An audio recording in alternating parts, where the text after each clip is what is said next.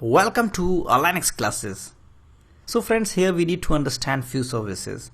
If you want to configure LVS, Linux virtual server in your environment, then you have to familiar with few services like Perl service, Heartbeat, Nanny process and IPv4 Let's understand each one by one.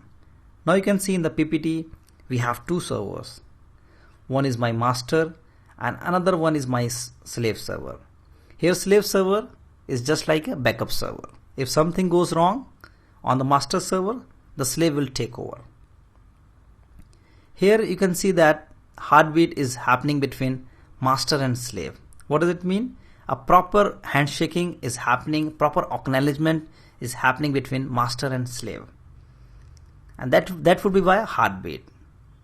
And if something goes wrong with master servers, your slave server will wait till 18 seconds, from 6 to 18 seconds. This is what you have to configure in your cluster configuration file. By default it is 6 to 18.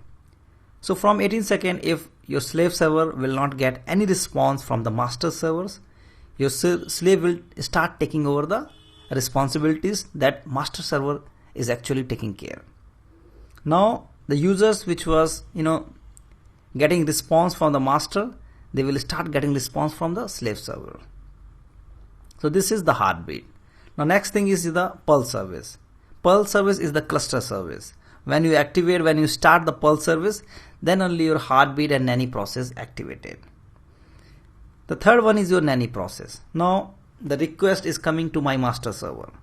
Now master server is connected with all my real servers. Okay, but master servers doesn't know which real server is active, which one is dead, which one is busy. So to maintain this status, there is a service called Nanny process. Nanny process is running on master server as well as on real servers, so that the master server will know the status of your real servers. The next is your IPv4.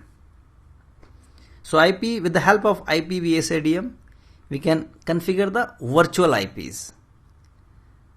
So virtual IP, that is your web server IPs, public as well as private. Here on the master servers, we have two NIC card. One NIC card we have the public IP, another NIC card we have the private IP of the cluster. I am talking about cluster IPs.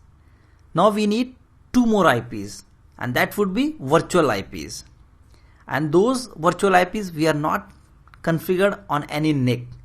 Rather we are putting the entry of the IPs in the cluster configuration file.